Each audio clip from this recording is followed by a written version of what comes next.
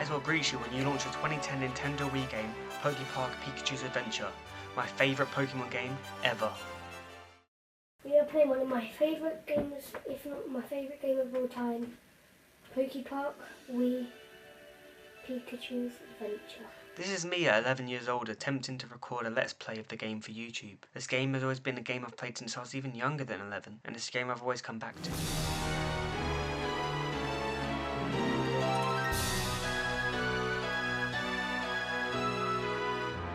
Poképark Pikachu's Adventure is a Pokemon spin-off game created for the Wii. In the game you play as Pikachu, but simply put, Poképark is a game about making friends. The game has amazing environments, incredible ambient music that is so good, especially for a Pokemon spin-off game. Despite the game being aimed at children, there's still some challenging and intense moments in the game. This used to terrify me as a kid. The boss fight was quite literally my Dark Souls when I was younger. I've played through this game well over 10 times, and I enjoy every second of it every time. Okay, aside from the drill section with these talkals that will not leave me alone. The nostalgia is a big part of why I love the game, but it is not the only reason why I adore this game so much. To show you why this is my favourite Pokemon game and why you should play it, I'll break down this video into 3 sections. Zones and environments, gameplay, music and ambience. Poképark is divided into the 8 zones: the Meadow Zone, the Beach Zone, the Iceberg Zone, the Cavern Zone, the Lava Zone, the Haunted Zone, the Granite Zone, and the Flower Zone. There are also other areas such as the Meeting Place, which is a centerpiece of Poképark that connects all zones together, and the Sky Pavilion, which is the final area of the game. Each zone provides its own unique environment, Pokémon, music, attractions, zone keepers, and story as well. Let's look at the first zone, the Meadow Zone. The Meadow Zone is, well, a meadow. A meadow with the coolest waterfall ever. It is literally a waterfall coming out of the mountain shaped like Dialga and Palkia. Whilst working your way through the zone, you'll be met with many Pokemon, mostly of bug and grass type, such as Leafeon, Bulbasaur, Baneri, Trico, Tropius, Krogunk, Oddish, Apom, and the terrifying Torterra that still haunts me to this day. In the Meadow Zone, you come to realise that Venusaur, the Zone Keeper, has blocked off the Meadow Zone from all zones and stopped the Pokemon playing his and Bulbasaur's attractions. Now let's compare this to the third zone of the game, the Iceberg Zone.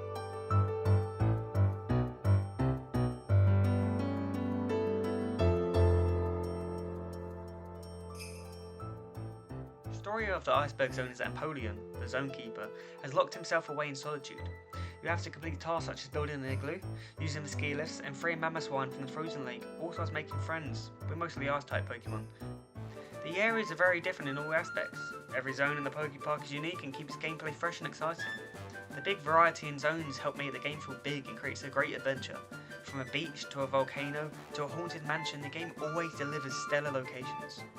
These zones are a big reason why I love the game so much. They all have their own unique attributes and contents and style.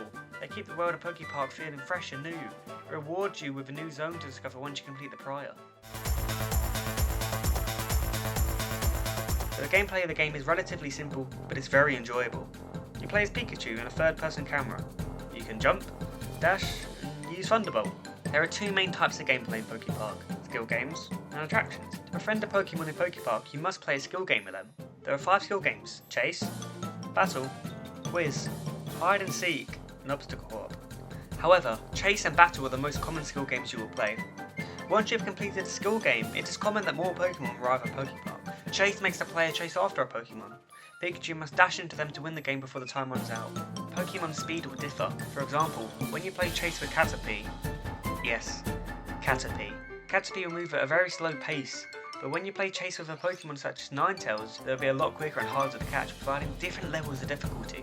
When chasing flying Pokemon, they will fly into the air. Pikachu can either land their well-placed Thunderbolt or wait for the flying Pokemon to land. Pokemon can also launch attacks at Pikachu such as Golbat. This can make the chase very hard, especially without upgrades. You can upgrade Pikachu's abilities in the Meeting Place. Pikachu can upgrade his health, dash speed, Thunderbolt, and learn Iron Tail from Primeape, who has no tail. Battles are basically Pokemon Dark Souls. They're easy, right? Yeah, pretty much, but depending on your upgrades and what Pokemon you're battling, it can be quite difficult. For example, the Granite Zone is one of the final areas in the game. The zone is known for strong Pokemon such as Blastoise, Charizard, Aerodactyl, and more. Ground-type Pokemon will resist Pikachu's Thunderbolt, making battling even more challenging. Yes, I'm talking about you, Torterra. Pokemon will all have their own unique moves, battle styles, health, and speed.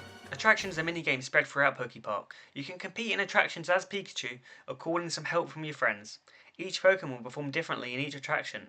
Each Pokemon will have their own record and a bonus score, which if you beat, you get some extra bonus berries. The attraction used the Wii Remote's motion sensors to keep the game fresh and fun. There's a wide variety in the attractions, from Salamance's Air Ace to Empoleon's Snow Slide. With 14 different attractions and having roughly 20 Pokemon to play each attraction as, it creates a lot of replayability. With there being 193 Pokemon, from generations 1 to 4, to play skill games and attractions with, it allows for there to be a lot of content in the game.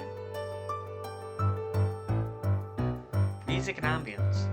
The music in this game is just fantastic. It is perfect for the game. The intros to the different zones perfectly fit their theming. Listen to the funky Lava Zone intro.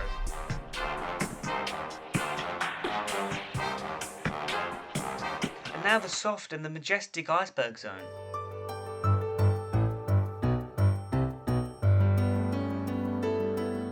Each zone has their own distinct music intros and their own unique ambience.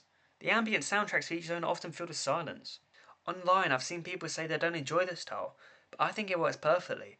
When you factor in the diegetic in-game sound from the Pokemon cries to Pikachu's footsteps, it works perfectly.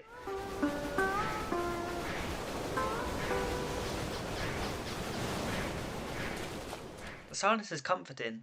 It provides peacefulness to the Meadow Zone soundtrack.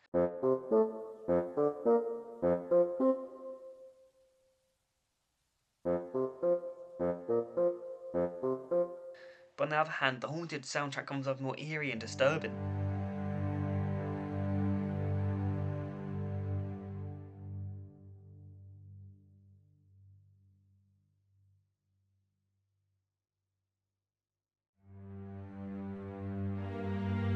The music for skill games and attractions are also insanely good.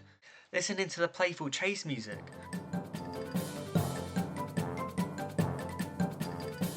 Or the absolute banger of the attraction menu songs.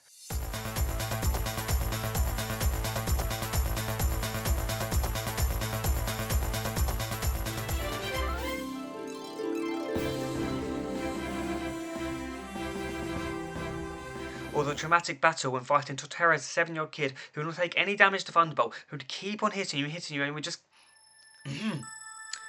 Sorry about that.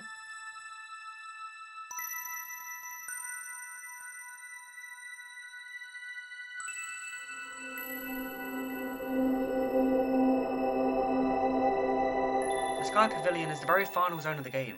It is a floating island above Poképark, which is thought to have been a myth. It is where Pikachu meets his final task, befriending Mew.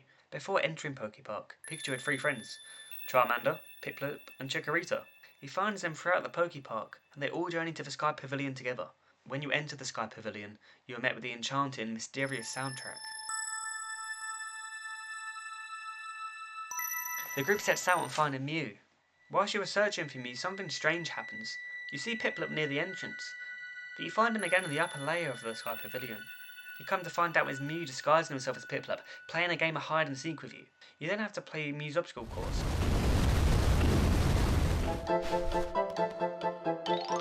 Defeat Mew in a gauntlet of battles, whilst that epic, intense music plays.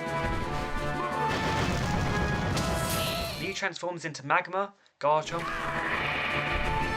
and Tyranitar, who's resistant to Thunderbolt.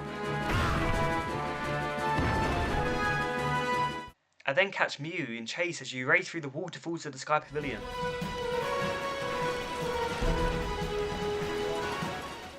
Once the dust settles, you befriend Mew and save Poképark. You think it's all over, until the final boss of the game appears. The goddamn Torterra. No, really, you can just face Mew again, but it's harder.